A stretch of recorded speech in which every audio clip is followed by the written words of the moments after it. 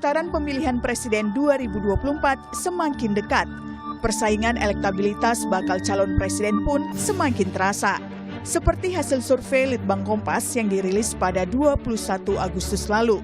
Survei ini dilakukan secara tatap muka pada 27 Juli hingga 7 Agustus 2023, melibatkan 1.364 responden di 38 provinsi di Indonesia dengan margin of error survei lebih kurang 2,65%. Dalam simulasi 3 nama, hasil survei Litbang Kompas yang sepenuhnya dibiayai harian Kompas ini menunjukkan Ganjar Pranowo mendapatkan elektabilitas 34,1%, Prabowo Subianto 31,3%, dan Anies Baswedan 19,2%. Dengan margin of error plus minus 2,65%. Dalam simulasi 5 nama, elektabilitas Ganjar Pranowo berada di angka 31,8%, Prabowo Subianto 27,8%, dan Anies Baswedan 15,6%. 2 nama lain yaitu Ridwan Kamil dan Sandiaga Uno dengan elektabilitas 7,9% dan 2,7%. Ganjar naik karena adanya konsolidasi partai yang tampak semakin jalan ya. Dan kemudian yang juga penting ini masa mengambang terutama generasi Z yang sempat berpindah ke Prabowo pada saat kasus Piala Dunia U20 kemarin, akhirnya mulai kembali memilih Ganjar. Cawapres belum ditentukan. Lalu juga kita lihat konstelasi berubah sangat cepat, terjadi koalisi-koalisi baru dan lain-lain. Itu tentu akan berpengaruh. Namun, jika dibandingkan hasil survei Litbang Kompas pada Mei 2023, elektabilitas Ganjar, Prabowo, dan Anies justru mengalami penurunan.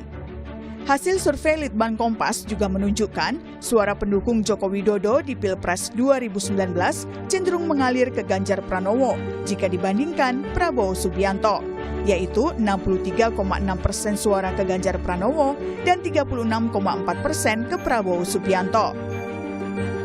Hasil survei Litbang Kompas pun ditanggapi partai pendukung calon presiden. Politikus PDIP Masinton Pasaribu menyebut elektabilitas Ganjar menandakan semangat dan dukungan masyarakat sebagai bakal capres untuk melanjutkan kepemimpinan Jokowi. Kinerja dari Pak Ganjar Pranowo ini adalah merepresentasi, mewakili dari semangat masyarakat yang ingin melanjutkan periodisasi pembangunan yang berkelanjutan yang sudah dimulai oleh Pak Jokowi sejak 2014 hingga saat ini. Nah, tentu dukungan dari masyarakat ini adalah modal besar untuk Pak Ganjar melanjutkan kesinambungan kepemimpinan Pak Jokowi. Sementara Partai Gerindra menganggap elektabilitas Prabowo Subianto versi survei Litbang Kompas menunjukkan bahwa Prabowo dianggap sebagai sosok pemersatu bangsa. Wakil Ketua Umum Gerindra Habibur Rahman menilai Prabowo adalah sosok yang diterima pemilih dari akar rumput. Pak Prabowo adalah satu-satunya baca pres yang bisa diterima oleh akar rumput baca pres lain apabila baca pres yang dia dukung tidak lolos ke putaran kedua. Waktu tersisa 2 bulan jelang pendaftaran baca pres 2024. Lalu apakah bakal calon wakil presiden yang dipilih masing-masing capres nantinya bisa membawa pengaruh signifikan terhadap elektabilitas? Tim Liputan, Kompas TV.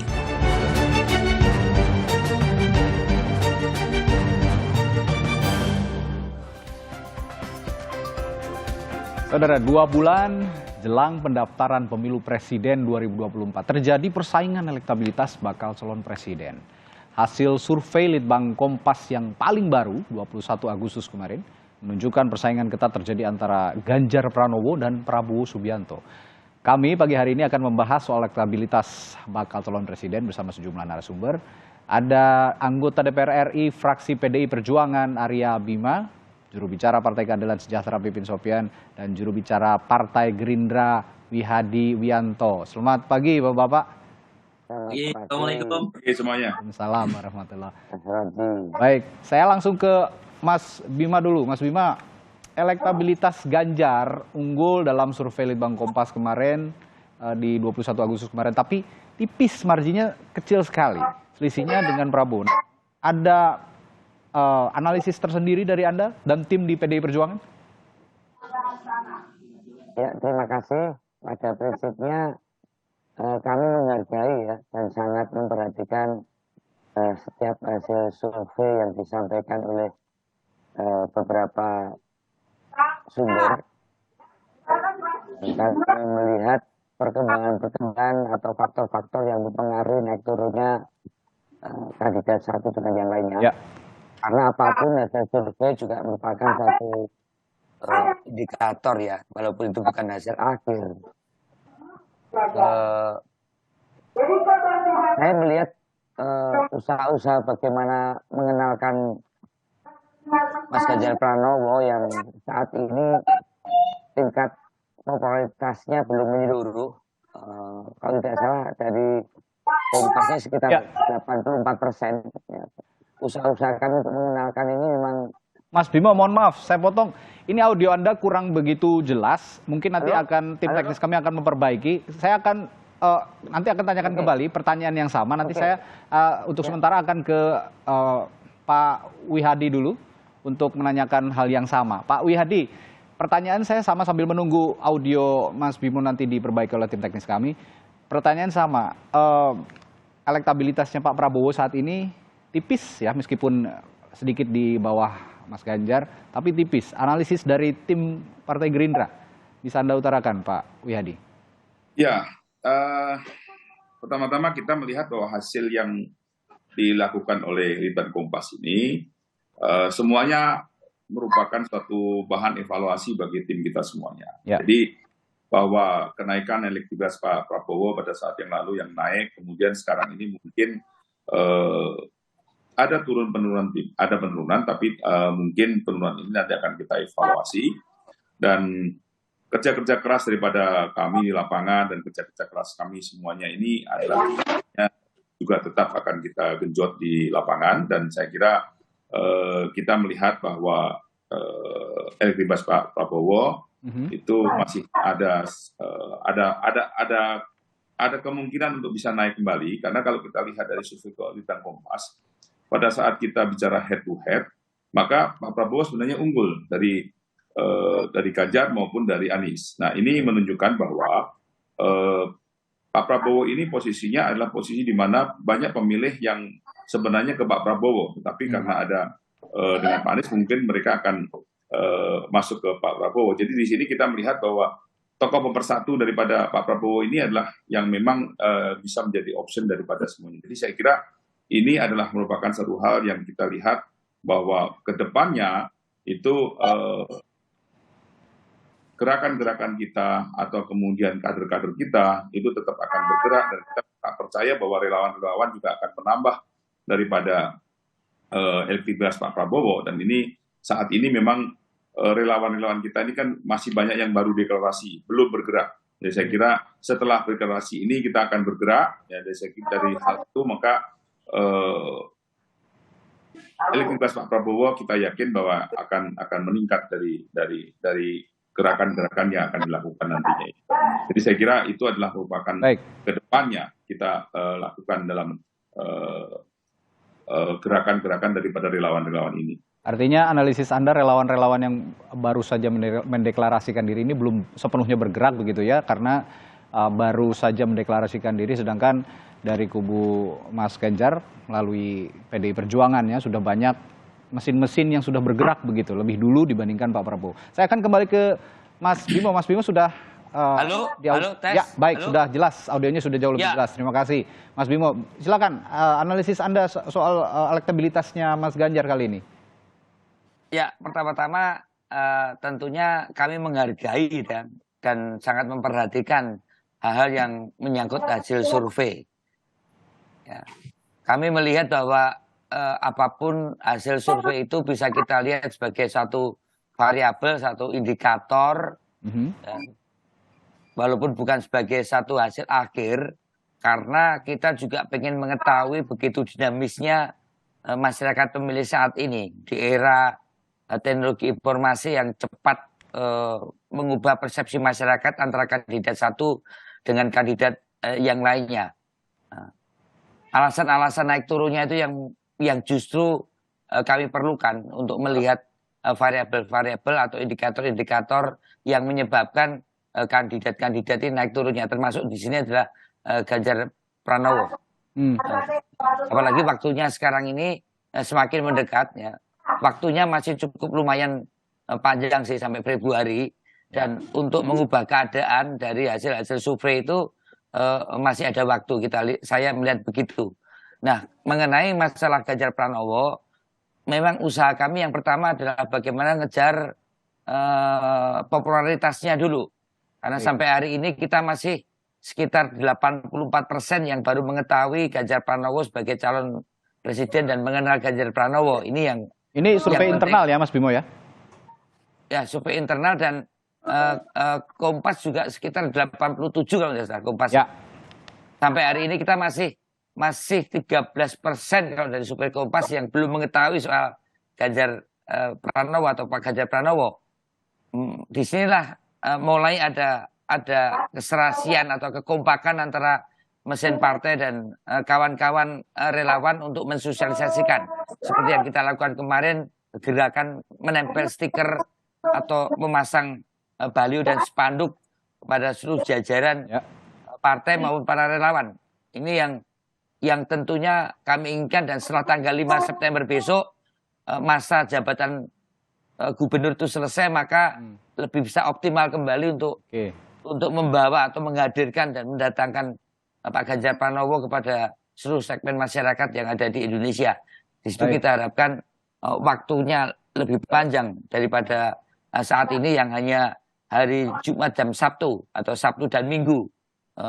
Pak Ganjar Pranowo ini bisa menggunakan waktunya untuk sosialisasi ke masyarakat. Saya kira itu. Artinya begitu jabatannya Pak Ganjar Pranowo selesai sebagai Gubernur Jawa Tengah, langsung gas, tancap gas gitu ya, Mas Bimo? Saya kira itu akan lebih efektif. Lebih efektif, karena waktunya juga lebih banyak begitu ya, tidak hanya Sabtu Minggu. Baik, saya akan ke Bung Pipin. Bung Pipin, ini dibandingkan Mas Ganjar dan juga Pak Prabowo, kenapa Anies masih gapnya cukup jauh begitu? Analisis Anda soal hasil dari Litbang Kompas terakhir ini bagaimana? Yang pertama, kami tentu bersyukur ya Litbang Kompas masih memasukkan nama Pak Anies dalam. Pasti dimasukkan lah. Bagaimanapun tetap diperhitungkan lah Kang Pipin. Ya, silakan lanjutkan Bung Pipin. Meskipun kami harus akui bahwa pola ini kan terjadi di Pilkada DKI, bahwa Pak Anies Sandi dulu memang angkanya kurang lebih hampir sama ini. Dulu Agus Silvi, kemudian Ahok Jarot juga angkanya 30, Pak Anies juga Sandi 19% kurang lebih. Jadi saya kira bagi kami, ya survei kami hormati ya, tetapi tentu bagi kami melihat hasil survei malah membuat kami optimis, kami bergerak lebih sistematis ya, masif dan masif untuk seluruh relawan kami dan partai-partai pendukung. Jadi kalau melihat dari pola ini kami yakin ya bahwa apa sih yang terjadi saat ini? Saat ini Pak Anies misalnya bukan lagi Gubernur DKI Jakarta. Ya. Sedangkan Mas Ganjar, Pak Prabowo masih menjabat. Pak Prabowo saat ini Menhan, kemudian Pak Ganjar saat ini masih Gubernur Jawa Tengah. Itu salah satu perbedaan mungkin yang bisa kita lihat. Oke. Ya. Jadi beda kalau misalnya nanti kalau semuanya sudah tidak lagi menjabat. Saya kira di sini ada peluang ketika nanti misalnya didaftarkan ke KPU semuanya punya status yang sama, bukan menjabat sebagai pejabat publik, akan relatif lebih fair. Dan itu yang terjadi sebetulnya ketika Pilkada DKI. Apalagi ketika masuk kampanye, kemudian gagasan masing-masing calon presiden itu disampaikan kepada publik, dipublikasikan di media nasional secara masif, maka itu adalah peluang bagi calon kami, Pak Anies Baswedan, yang beliau luar biasa, punya track record baik, kecerdasannya luar biasa, punya prinsip keadilan dalam setiap kebijakannya. Tentu akan banyak kejutan-kejutan, ide-ide, gagasan, bagaimana change and continuity. Koalisi perubahan Kemudian kita ingin pastikan perubahannya adalah keberlanjutan program-program yang baik yang saat ini sudah ada. Jadi saya kira narasi yang ingin kita bangun adalah Pak Anies Baswedan membawa ide change and continuity. Kita ingin melakukan perubahan supaya Indonesia lebih baik. Kita akan melanjutkan program-program gagasan kampanye program pemerintah yang saat ini sudah berjalan. Jadi kami tidak khawatir. Terima kasih Litbang Kompas sudah mengcapture preferensi pilihan publik ini. Bagi kami PKS, Nasdem dan Demokrat, khusus PKS, kami punya kader yang militan, soliditas strukturnya kuat, dan kemudian amal jama'i kerjasamanya juga bagus. Ini menjadi modal dasar bagi kami bahwa melihat hasil survei yang ada saat ini, kami hakul yakin mudah-mudahan target kami adalah masuk ke putaran kedua dan di putaran kedua kesempatan di Anies ke depan. Anda mengatakan baik. Kami ingin menyampaikan bahwa belum ada cawapres. Ini faktor cawapres ini sangat penting. Dan kami yakin cawapres yang dipilih oleh Mas Anies, di mana beliau nanti akan memutuskan, mudah-mudahan dalam waktu dekat ini, kita yakin akan memberikan kontribusi untuk pemenangan ke depan. Baik.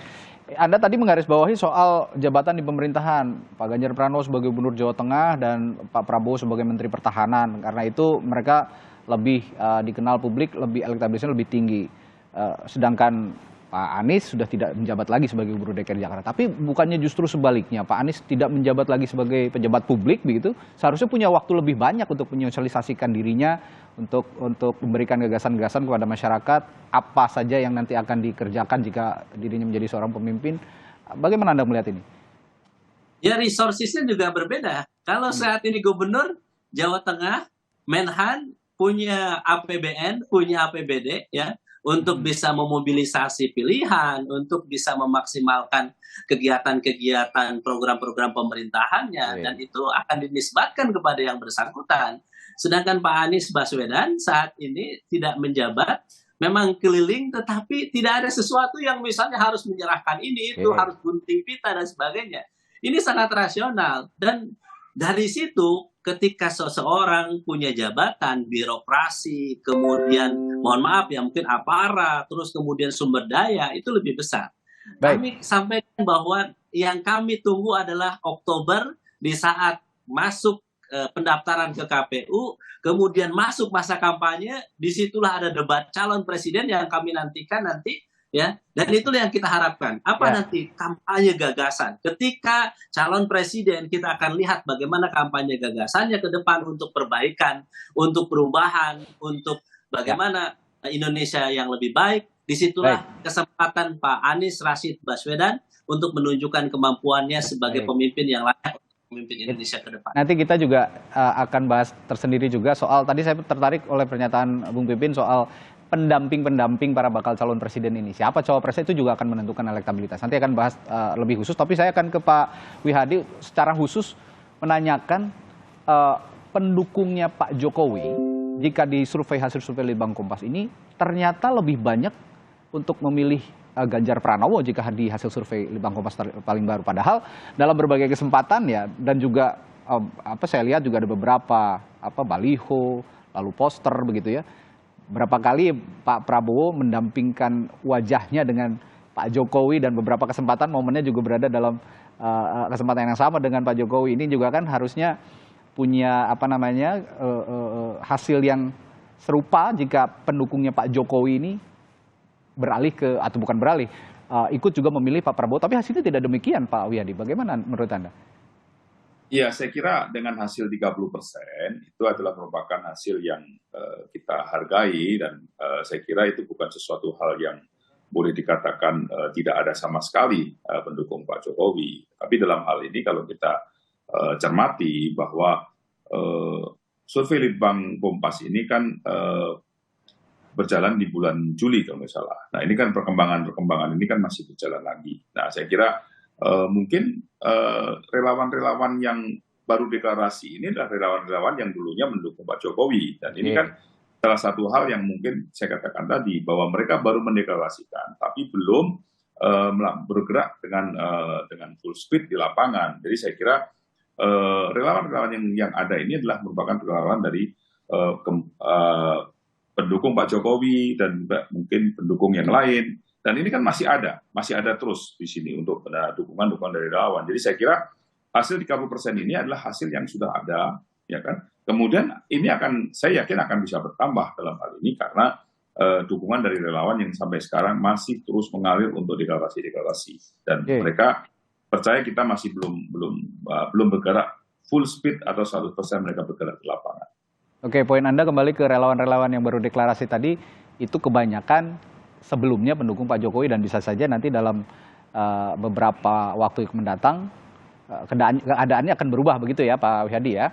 Ya, saya kira prediksinya demikian karena kalau kita melihat kan relawan, kita tahu bahwa relawan pendukung Pak Jokowi kan banyak sekali, ya kan? Dan sebenarnya juga dari situ kita melihat bahwa dengan 30% itu artinya bahwa Pak Prabowo dengan kinerjanya Pak Prabowo sebagai pembantu menteri, membantu Pak Jokowi dan juga sebagai salah satu menteri terbaik, saya kira itu adalah merupakan perubahan, changing daripada pola pikirnya. Pak Prabowo adalah pendukung Pak Jokowi bisa beralih ke Pak Prabowo karena memang di situ kita melihat bahwa dari kinerja yang dilakukan Pak Prabowo cukup baik di Kemenhan. Baik Pak Wihadi, nanti saya ke Mas Bimo juga akan menanyakan siapa pendampingnya Mas Ganjar, sama juga halnya nanti Pak Wihadi juga Bung Pipin sampai saat ini masih galau-galau sepertinya nih ya. Siapa yang akan mendampingi para bakal calon presiden ini juga cukup menarik karena bisa saja mendongkrak elektabilitas para bakal capres. Selepas jeda akan kami tanyakan pada masing-masing narasumber, tetaplah bersama kami di Sapa Indonesia Pagi. Ya, masih dengan 3 narasumber kami, ada anggota DPR RI, fraksi PDI Perjuangan Arya Bima, juru bicara Partai Keadilan Sejahtera Pipin Sopian, juru bicara Partai Gerindra Wihadi Wiyanto untuk membahas kejar-mengejar elektabilitas bakal capres berdasarkan hasil survei Litbang Kompas. Nah, saya tadi sebelum jeda menanyakan kepada Mas Bimo, Arya Bimo, soal calon wakil presiden, bakal calon wakil presiden yang akan mendampingi Mas Ganjar ini belum fix gitu, kayaknya masih gonta-ganti, masih incer-inceran begitu ya dari DPP sendiri. Dan ini juga hari ini Litbang Kompas merilis juga di Harian Kompas tepatnya. Ini ada 3 nama yang saling kejar mengejar juga. 3 nama bakal calon wakil presiden, ada Ridwan Kamil, Sandi dan Erick Thohir. Nah, apakah nama-nama ini yang jadi inceran ini kapan tepatnya Mas Arya Bima untuk ditetapkan sebagai bakal calon wakil presidennya Mas Ganjar? Oh iya, mengenai sosok cawapres, kita tidak memungkiri ya.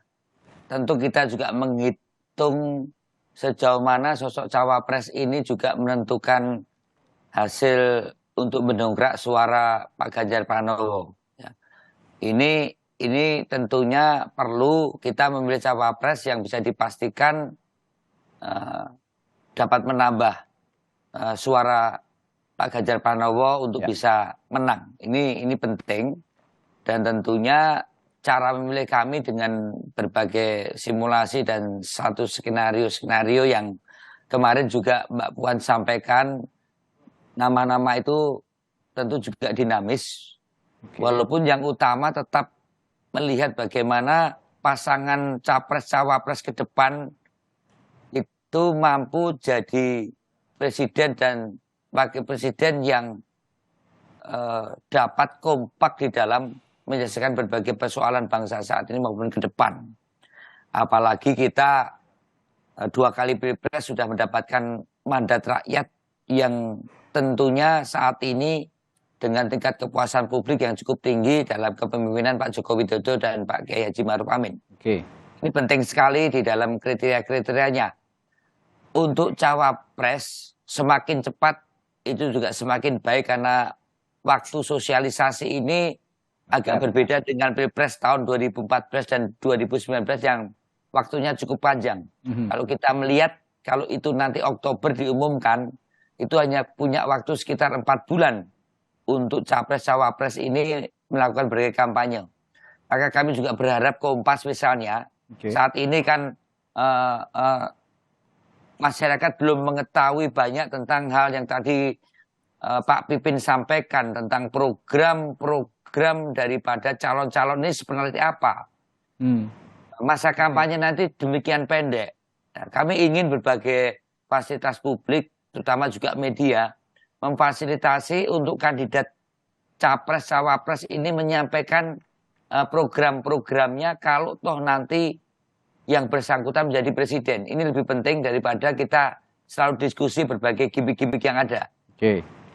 Masyarakat pengen tahu apa sih keinginan yang akan direalisasi oleh calon presiden dan calon wakil presidennya. Nah, untuk menentukan ini tentu PDI Perjuangan bersama partai pengusung lainnya dan tentunya dengan Pak Joko Widodo membicarakan hal-hal yang paling pas seperti apa untuk pasangan Pak Ganjar Pranowo ini. Kemarin Mbak Puan juga menyampaikan masih adanya nama-nama baru yang muncul untuk dibicarakan, yang tentunya selain masalah kapasitas, kita juga melihat dan tidak menutup mata bahwa harus disesuaikan juga di mana kemampuan daripada cawapres ini mampu mendulang suara untuk menambahkan kekuatan dari segi elektoral dan elektabilitas Pak Ganjar Pranowo. Saya kira itu. Ya.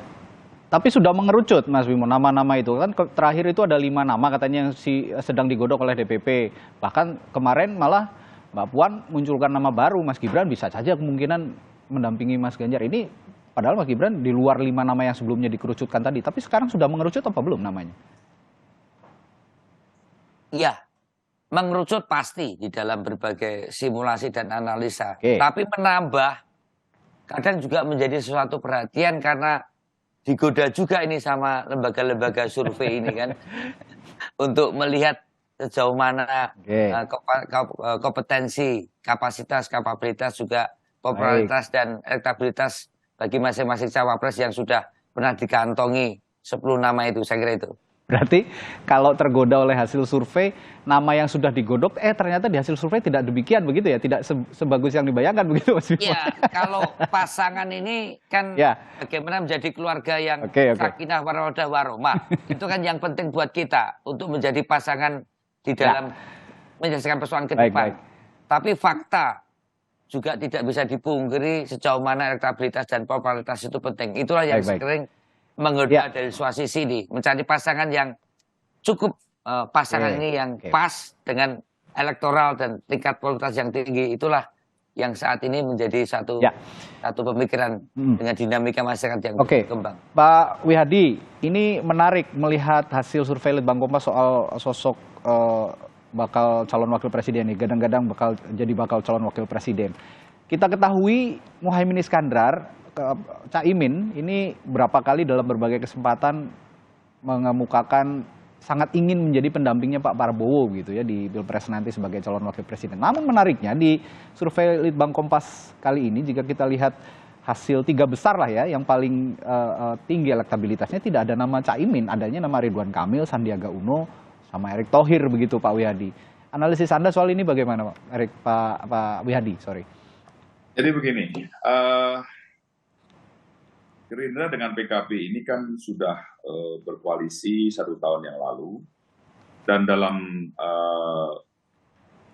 komitmen yang tertuang dalam tertulis itu ada komitmen bahwa penentuan presiden dan calon presiden ditentukan oleh Ketua Umum Gerindra dan Ketua Umum PKB, dan artinya itu adalah Pak Prabowo dan Gus Muhaimin. Ya. Nah, kemudian kita tahu bahwa penentuan presiden sudah dilakukan oleh Pak Prabowo sebagai calon presiden, yang belum adalah calon wakil presiden. Nah, calon wakil presiden ini tentunya penentuan calon wakil presiden, Gus Muhaimin lah yang mempunyai golden ticketnya, dan juga dalam hal ini Gus Muhaimin lah yang mempunyai keputusan siapakah yang nanti akan menjadi cawapresnya Pak Prabowo. Nah, kemudian dalam hal ini ada koalisi baru. Nah, tentunya tetap bahwa kesempatan yang diberikan oleh perjanjian di awal itu adalah tetap kepada Gus Muhaimin. Nah, dalam hal ini keputusan ini kan nantinya akan digodok bersama siapa yang akan menjadi pendamping Pak Prabowo. Jadi hal-hal yang seperti ini saya kira masih ada waktu untuk kita lakukan pembicaraan-pembicaraan, dan juga saya kira survei masih berjalan, dan saya kira hal ini masih menjadi pemikiran kita ke depannya, karena kan ini bulan Oktober dan pendaftaran itu 17 November.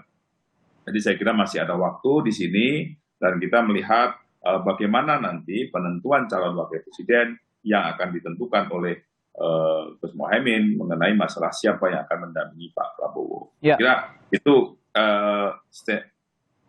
ya, karena memang cukup menentukan nanti siapa yang mendampingi Pak Prabowo. Bisa jadi yang mendampingi Pak Prabowo dinilai masyarakat lebih cocok untuk mendampingi Pak Prabowo. Elektabilitasnya juga bisa naik menyusul Mas Ganjar, bukan suatu yang mustahil begitu seperti itu. Nah, tapi ini yang menarik perhatian saya juga, Pak Wihadi. Kemarin Gus Muhaimin juga sempat bersafari lah ya begitu dengan beberapa partai politik, termasuk PDI Perjuangan, bertemu dengan PDI Perjuangan. Tapi meskipun demikian, dia menyatakan tetap setia bersama Pak Prabowo apapun yang terjadi.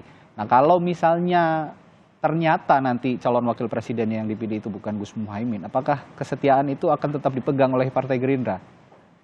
Nah, saya kira kan seperti yang saya sampaikan tadi, bahwa keputusan calon wakil presiden ini adalah Gus Muhaimin lah yang mempunyai hak terbesar untuk menentukan siapa calon wakil presidennya. Jadi saya kira yang sudah ditentukan oleh nantinya itu tentunya sudah ada persetujuan dan segala macam, dan itu adalah persetujuan bersama, dan Gus Muhaimin lah yang mempunyai hak terbesar untuk menentukan siapa calon wakil presidennya. Jadi saya kira apa yang dilakukan oleh Gus Muhaimin, safari dan segala macam itu semuanya dikomunikasikan oleh kita semuanya, dan saya kira hal seperti itu adalah silaturahmi kebangsaan yang biasa dilakukan, dan Pak Prabowo pun juga melakukan kunjungan-kunjungan silaturahmi kepada partai-partai politik yang lain, dan saya kira bisa dengan Pak Muhaimin, bisa juga dengan Tanto sendiri, dan itu terjadi. Jadi tidak ada perlu yang dipermasalahkan, tapi yang jelas adalah sesuai dengan apa yang sudah menjadi komitmen kami dengan partai dengan PKB, itu tetap kita jalankan untuk penentuan. Baik.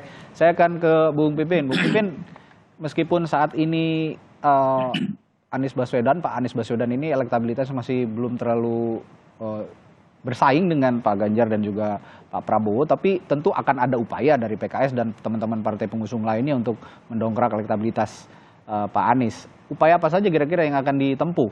Apakah salah satunya adalah menetapkan cawapres yang lebih dulu? Mungkin bisa saja ini langsung melesat begitu Pak Anies jika menetapkan cawapresnya yang tepat untuk mendampingi beliau?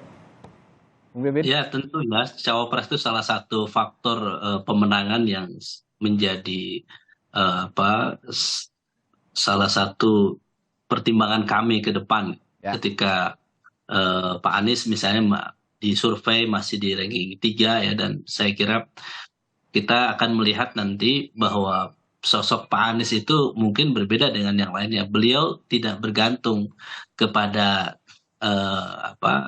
kepada yang di atasnya atau yang mempunyai pengaruh. Jadi beliau betul-betul bukan seorang petugas partai, tetapi beliau adalah orang yang independen yang diberikan hak oleh ketiga partai, PKS, Nasdem, dan Demokrat, untuk memutuskan cawapresnya. Yang pertama adalah punya potensi menang, berkontribusi nanti kepada pemerintahan ke depan supaya berjalan.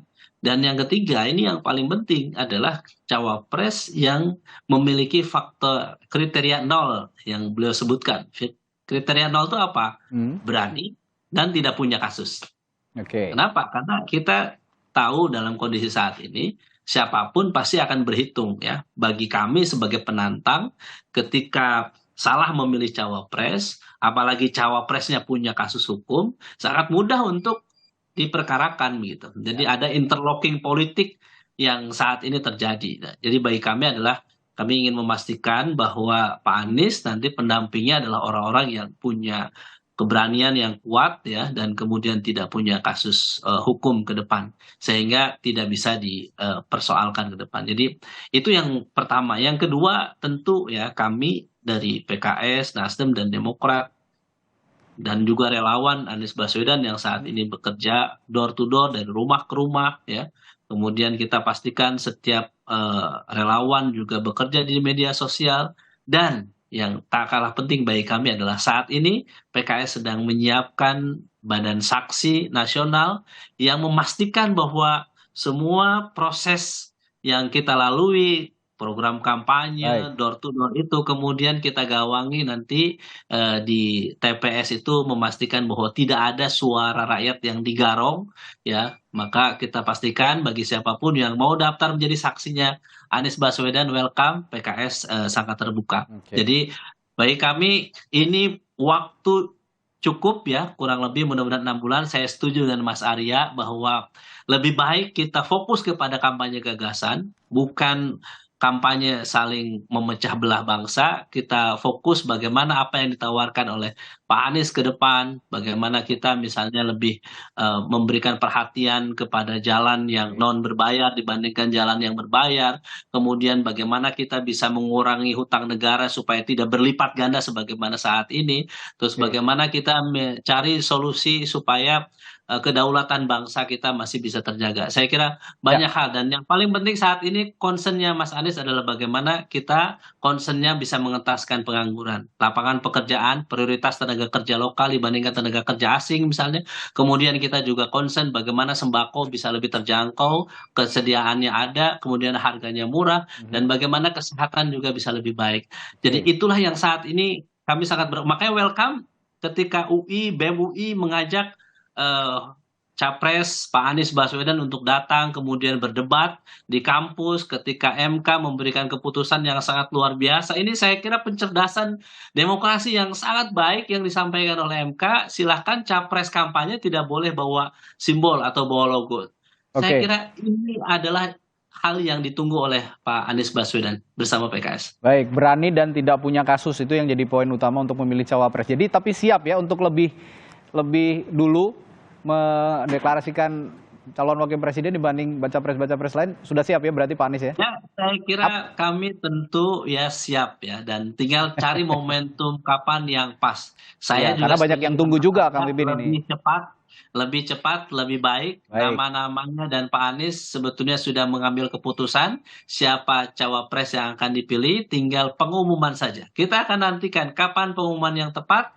Ya tentu saya juga setuju dengan Mas Arya, lebih cepat lebih baik, tetapi tentu ada hitung-hitungan politik yang kami pertimbangkan. Oke, saya singkat saja ini untuk pertanyaan terakhir untuk masing-masing narasumber, saya ke Mas Bimo. Ini kalau kita lihat meskipun elektabilitasnya Pak Ganjar dibanding Pak Prabowo ini lebih unggul sedikit begitu tipis, tapi sebenarnya jika dibandingkan dengan survei Litbangkompas sebelumnya menurun ini elektabilitasnya begitu ya.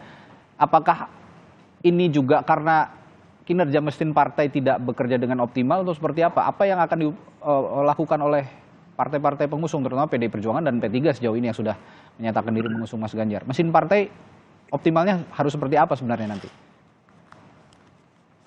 Ya, strategi kampanye pilarnya kan kita sudah mengetahui, yaitu partai itu sendiri, pengusungnya, sebagai pengusungnya dan juga relawannya ya. Kami menyiapkan strategi kampanye yang tentunya kita buat anak-anak muda. Mohon maaf Mas Bimo, mikrofonnya mungkin bisa dikeluarkan kembali. Jadi kurang jelas ya, baik silakan. Strategi kampanye yang dengan taktik yang lebih bisa diterima oleh terutama Gen Z, yang membuat rakyat tentunya jatuh cinta kepada Ganjar Pranowo dan pasangannya nanti. Yang pasti kampanye simpatik. Ya, bagaimana bentuknya tentu saja ini masih dalam pengelolaan di dapur kami, dan kami terus mengajak kepada para pendukung Mas Ganjar Pranowo untuk itu tidak menyebarkan berita-berita bohong, kebencian, juga hal yang manipulatif, ya, yang harus rasional, data. Kemudian kita juga tidak ingin dengan cara-cara menjelekkan satu dengan yang lainnya. Kami ingin menyampaikan gambaran sejelas-jelasnya, seterang-terangnya tentang sosok Ganjar Pranowo ini, seperti apa yang tentunya masyarakat harus ketahui, ya, termasuk latar belakang serta karir politiknya, dan bagaimana menarasikan Indonesia yang Pancasilais dengan smart nasionalisme dan teknokratik nasionalisme. Ini penting sekali karena untuk sosok pasangan ini ke depan adalah cara berpikir yang mengglobal dengan kepentingan nasional interest yang kuat, saya kira itu. Ya, kampanye-kampanye humanis kedepankan begitu ya oleh mesin partai. Nah, saya akan ke Pak Wihadi juga. Ya, baik. Saya akan Pak Wihadi juga. Selain Pak Wihadi, selain Gerindra kan ada juga teman koalisi dari PKB, Golkar dan PAN. Tapi memang Golkar dan PAN ini baru bisa dibilang baru bergabung begitu sih. Sehingga mesin partainya mungkin belum total berjalan untuk mengampanyekan atau menyosialisasikan apa yang jadi program-program Pak Prabowo. Nah, konsolidasi seperti apa nantinya yang akan ditempuh oleh partai koalisi sebagai mesin partai mengoptimalkan elektabilitas Pak Prabowo? Ya, saya kira begini, kalau kami dengan PKB kan sudah 1 tahun dan kita juga sudah berkomunikasi dan saya kira sudah berjalan, mesin partai Gerindra sudah berjalan, kemudian PKB juga sudah berjalan, dan sekarang dengan ada pendatang baru, Golkar dan PAN. Tapi kalau kita lihat bahwa Golkar sendiri mendeklarasikan untuk mendukung Pak Prabowo itu adalah dasarnya setelah mereka rapat dengan ketua DPD tingkat 1. Dan dalam ketua DPD tingkat 1 pun sudah jelas bahwa mereka akan mendukung Pak Prabowo. Jadi ini mesin partainya tinggal kita tune in-kan aja, kita satukan saja, dan saya kira mesin partai akan bergerak untuk kita keselarasan daripada ini semua. Demikian juga dengan PAN. Jadi saya kira mesin partai kita dalam hal ini nanti akan lebih intens lagi dan kita akan komunikasi lebih intens kepada partai-partai koalisi. Jadi saya kira ke depannya kita sudah jalan. Cuman satu hal lagi bahwa memang kalau kita bicara mengenai masalah bagaimana soft campaigns atau pemilu damai ini sudah disampaikan oleh Pak Prabowo berkali-kali bahwa kita dalam hal ini kita adalah kita adu visi, adu misi. Ya kan, itu sudah jelas dari sebelum dua calon mengatakan itu, Pak Prabowo sudah ada bulan kalau nggak salah bulan Mei itu kita sudah menyatakan itu pada saat pertemuan, dan kita mengatakan pemilu damai, jangan kita gontok-gontokan, jangan kita provokasi, jangan kita menjelek-jelekan. Itu sudah menjadi menjadi pedoman kita semuanya. Jadi saya kira ini yang menjadi langkah-langkah ke depan kita. Baik, sedikit Bung Pipin dari PKS, mesin partainya kan juga bukan hanya PKS tapi ada Partai Nasdem dan juga Demokrat begitu ya. Nah, selama ini saya lihat tapi Pak Anies ini belum seiring sejalan dengan partai-partai pengusung jika menyosialisasikan diri ke berbagai daerah. Nah, apa yang jadi upaya terdepan nanti buat PKS, Nasdem dan Demokrat sebagai mesin partai mengoptimalkan elektabilitasnya Pak Anies? Ya tentu ya, kami punya karakter kader yang militan, kemudian soliditas struktur dan kerjasama di antara kita akan tingkatkan, dan saya kira pengalaman kami di Pilkada DKI akan kita coba analisis, kaji, kemudian diterapkan di tingkat nasional. Saya kira kami melihat bahwa mesin-mesin partai itu ya struktur, kemudian kader dan totalitas caleg itu akan kita optimalkan, dan kami hakul yakin ya ketika kami punya calon terbaik ya untuk bangsa ini, Pak Anies Rashid Baswedan ini nanti akan lebih nampak nanti kalau memang sudah masuk masa kampanye di mana KPU akan menggelar ya kampanye secara terbuka, kemudian nanti ada debat capres ya. Dan kami tentu kampanye door to door yang menjadi salah satu program gacoannya PKS ya. Kemudian PKS menyapa ya, dan kemudian Partai Demokrat dan Nasdem juga sama ya. Itu menjadi strategi penting. Tapi bagi kami kerangkanya kami punya konsep menang berkah bermartabat, yaitu menang tidak menghalalkan segala cara. Kami fokus bagaimana kemenangan ini kemenangan untuk rakyat Indonesia. Terima kasih Bung Pipin dari DPP PKS, lalu juga dari DPP PDI Perjuangan ada Bung Aryo Bimo, dan dari DPP Partai Gerindra, juru bicara Partai Gerindra ada Wihadi Wiyanto, bergabung bersama kami dalam membahas elektabilitas bakal capres yang saat ini masih susul-menyusul. Kita akan nantikan masih ada beberapa bulan ke depan untuk mengoptimalkan bakal capres masing-masing melalui mesin partai masing-masing. Terima kasih Bapak-Bapak, selamat pagi. Terima kasih. Selamat pagi.